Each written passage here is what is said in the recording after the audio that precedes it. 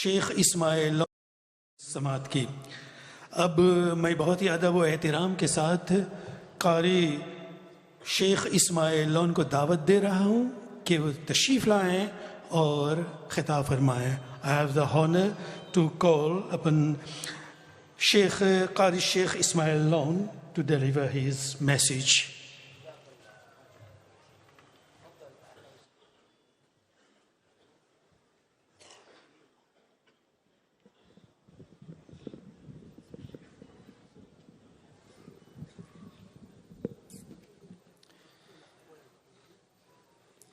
Bismillah, walhamdulillah, wa salatu wa salamu ala Sayyidina Rasulillah wa ala alihi wa sahbihi wa man ittaba'a huda. Al-Allama Maulana Shah Muhammad Anas Nurani, Mufti Ishaq, Hadrat Sahab, Maulana Hayat, and all other ulama ikram, the Vice Prime Minister and Vice Minister, Vice President as well, myself Vice President as well, and the Mayor of Vakwa, and all other political representatives and diplomats, local and abroad, and brothers and sisters, Assalamu alaikum wa rahmatullahi wa barakatuh, and a very good morning to you. All you need is love. The Beatles sang that in the 60s.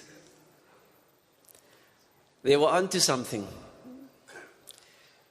We need a bit more than love, but love is extremely important.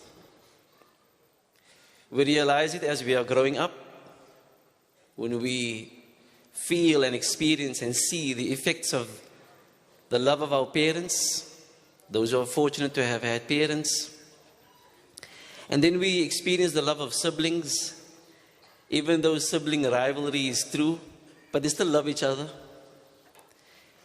And then we get to meet members of our communities, and we have teachers, and we may love some of our teachers, or all of them.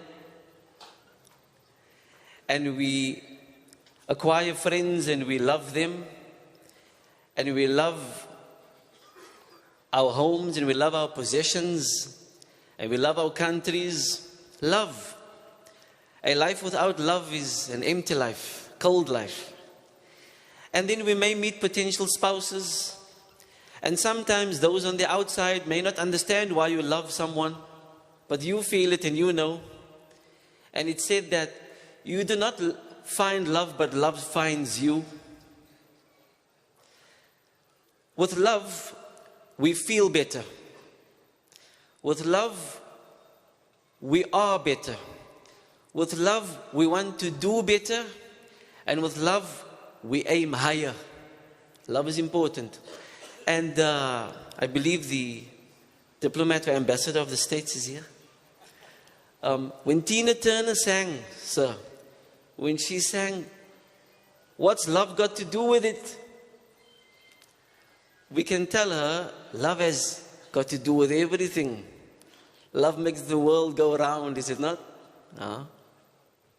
I can have resources and whatever else, and I can have external support, but if from within I'm empty, from within I'm lacking, I'll never be satisfied.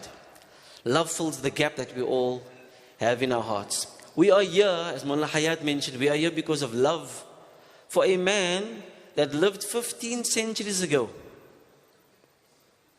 And those on the outside may not truly understand.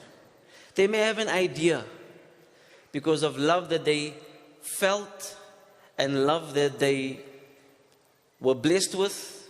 They may have an idea via what they felt from their parents and their siblings and their teachers and their students and their neighbors and their spouses. But this is an overarching love. Because of the personality and what the personality means in our lives, and because of many attributes. But there's one attribute I would love to address only today. One attribute. One lesson learned from his life that hopefully we can walk away with. A reminder. He, Prophet Muhammad, peace be upon him, lived a life proving that our circumstances do not define us. And even our personal experiences do not define us. You know what defines us? Which he proved? Our choices define us. I cannot blame my circumstances. I cannot blame whatever experiences I potentially had. I have choices to make, and my choices define me. Such a man he was. And you know, if you read, even on the periphery, if you were to read his history,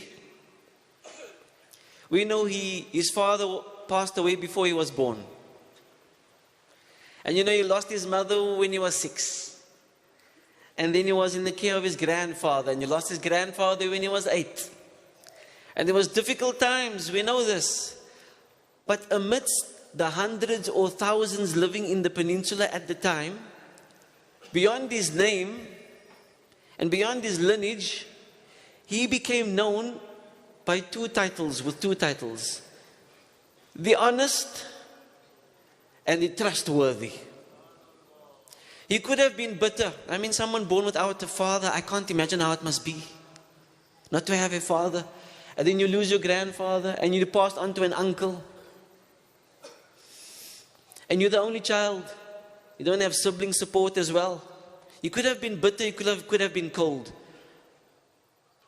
And then his mother as well, the motherly love. But he became known beyond his name, and they knew his lineage, but he became known as the honest and the loyal. As-Sadiq, Al-Amin. Choices. Not my circumstances, not my experiences, no matter how traumatic it was. And trauma is real and people need help. But at the end of the day, choices. Now I give you one more, sir. The world is struggling. There's lots happening in the world. People are struggling. There's lots happening amidst fellow man in the world. People are going through difficulties, whether it's here and abroad. Everywhere we read about it every day. And bad news sells, we know. But again, our circumstances should not define us. It's our choices. Whether we're Muslim or not. On a battlefield, what would you say about a man that on a battlefield prays for his enemy, not against them? Oh, can you imagine something of that nature?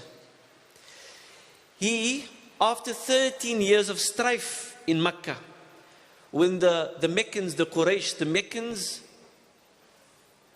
were tormenting him and his followers, he finally finds sanctuary in Medina. Yathrib, that became known as Medina. The Quraysh could not get it over their hearts that he escaped their clutches. You with me? So 3 years after he had migrated and settled in Medina, they marched on to Medina. The Quraysh from Mecca marched on to Medina to what? To annihilate him. To finish him. They had enough. Because he was safe now and he was promoting, and Medina became like a capital, and they got all the news of what was happening in Medina, etc. So when he got news from the scouts out in the desert that the Quraysh are coming, we were free from them, we had some peace from them, but now they're coming and they want to attack this beautiful city.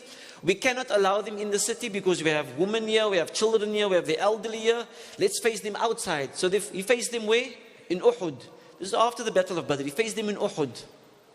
I want to mention this specific incident and think about this.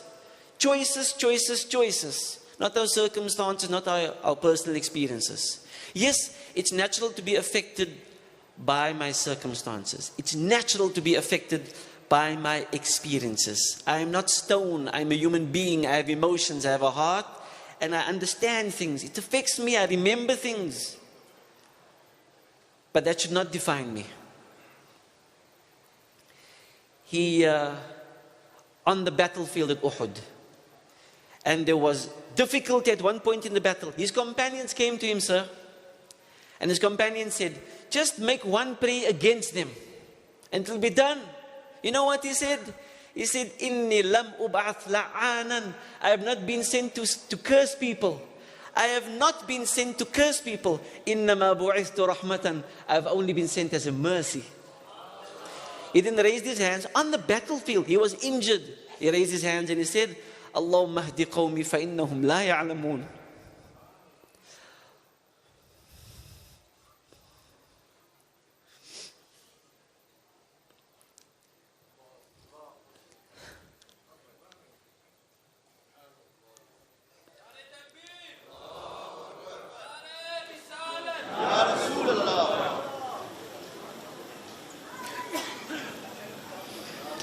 He said, Oh Allah, guide my people, for they do not know what they are doing. He had 7 children. 6 of them died during his lifetime. He buried his children. Only 1 outlived him. But you know what the companions say? The companions said that he was the one amongst us who smiled the most. Imagine you bury your children, it's not normal. Normally the children bury the parent. He buried these children, but yet you do not know what the other person's condition is. He told his companions, do not undermine any good deed. Do not undermine any good deed, even if it be to meet your fellow brother with a smiling face. The smile not only boosts you, the smile boosts those around you as well. Or rather the reverse. The smile does not only help others, it helps you too. Your choices, my choices, our choices. You know what he said? He said, listen to this. You know the Muslims pray 5 times a day, right? You know they recite Quran and they memorize Quran, right? You know they fast once a year, they fast for an entire month. But not 24 hours, sir. It's from sunrise to sunset. And they can eat at night. You know they go for pilgrimage to Mecca, right? It's a desert. You know they have to give charity and all. But you know what he said to his companions? He said, the best of you, men, are those who are the best to their wives. Yes, Allah. So a man can be praying daily, a man can be fasting, a man can be going for pilgrimage, a man can be charitable. But if he's bad to his wife, he's not the best in the community. Didn't he say that? Your choices, my choices, and people are different, and there are issues in any marriage. Challenges, rather challenges. But how I choose to respond, I'm not reactionary. I should not be reactionary. I should be proactive and I should think ahead. I should think about consequences. That was the man that he was. That's why we love that man. And then he said, the best of man, khairun nas, anfa'uhum linnas. What did he say? He said, the best of man are not people from a particular race. The best of man are not people from a particular social standing. The best of man are not man with particular accomplishments. No. He said, the best of man are those who are most beneficial to man. Choices. You want to make a difference? It doesn't start by the other, it starts by me. It doesn't start with the other, it starts with me. My choices. Despite my circumstances, despite my experiences, despite everything. And every day counts. That's what he stood for. So I end with this. There are so many things. Read about his life and read about how he lived and what choices he made. But just think of all the experiences, all the trauma, still smiling, of all the experiences, all the trauma, and all that he had to face, praying for the enemy. So many things. He addressed his companions and said, Ittaqillaha haythuma kunt. Be aware of your Creator wherever you may be. No matter where. Wherever you may find yourself. Not only in the masjid. Like Mullah Hayat said, Islam is a way of life. Yes, there's a communal prayer on Fridays. But a Muslim is not only a Muslim in Jumu'ah. A Muslim is not only a Muslim in Ramadan. A Muslim is not only a Muslim on pilgrimage. Wherever you may be aware of your Creator. And remember that what goes around comes around. There's nothing for man but what he makes effort for. And then he said what? He said, Ahsin ila man asa'a ilayk. Choices. He said, be good to those who treat you badly. Not only it's easy to be good to someone who's good to you. Easy. But ya salam. Step up. So like Maulana Fayyaz said, quoted the hadith, whomsoever would love that his life be blessed his life be extended, and his sustenance be expanded, should maintain good family ties. No matter how the parent or sibling or cousin or grandparent or child, whatever, you show better. أحسن إلى من أساء إليك. Be good to those who treat you badly. And then, وأتبع السيئة الحسنة تمحها. If you happen to slip, because we're not angels. You see Muslims, sometimes people see a Muslim do something and they say, see Islam. You know what Cat Stevens says? What he said? Yusuf Islam, you know what he said? He said, and this is sad, but it's true. And we are responsible. He said in an interview, he said, I thank Allah for guiding me to Islam before guiding me to the Muslims. Unfortunately, because people see what people do and then they judge an ideology. Or people see what people do and they judge a religion. No, study it for what it is. And then we are responsible. People are not going to read the Quran. People are not necessarily going to read the life of the Prophet ﷺ. They're going to read me, they're going to read you. Is it not? Be aware of Allah. Think of Allah wherever you may be. Be good to those who treat you badly. Follow the bad deed up with a good deed. It may erase it. We're not angels. We may slip from time to time. But come back as soon as possible and try something good. Try to do better. Improve. Follow the bad deed up with a good deed. It may erase it. And last but in no way least, the example of the Prophet. After all said and done, he says here, خَالِقِ النَّاسَ بِخُلُقٍ حَسَنٍ, and treat humanity in good character. He was sent as the final messenger, as you heard. He was sent, and the Quran, the final revelation, was revealed via him. But you know what he said at the end of the day? إِنَّمَا بُعِثْتُ لِأُتَمِّمَ مَكَارِمَ الْأَخْلَاقِ.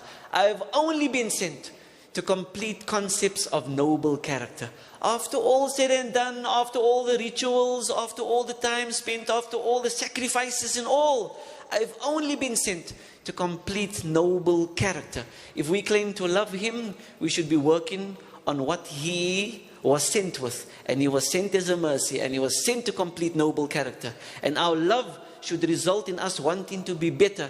Our love should result in us doing better. And our love should result in us aiming higher as individuals and as communities. May Allah bless us all. May Allah bless you all. May Allah guide us to that which is best in this world and the one to come. Because you will love him. We wish to be closer to him. And in the year after, he said, those of you who will be seated closest to me in the year after are those of you with the best character. May our salutation result in best character. I thank you for this opportunity, and I convey the salam and the greeting of all your brothers and sisters down there, the tip of Africa in Cape Town. And we wish you all well, and we hope that as we are united here and meet here in this love for Rasulullah sallallahu alaihi wasallam, in this love for Deen, in love for Quran, we are reunited under the flag of Rasulullah sallallahu alaihi wasallam in the Akhirah. Ameen. Wa sallallahu ta'ala ala Sayyidina Muhammad wa ala alihi wa sahbihi ajma'in. Walhamdulillahi Rabbil Alameen. Subhanallah, Alhamdulillah. हुजूर सल्लल्लाहु अलैहि वसल्लम ने इरशाद फरमाया, मैं आज भी उस पत्थर को पहचानता हूँ जो नबूवत से पहले मुझ पर दुरूद और सलाम भेजा कर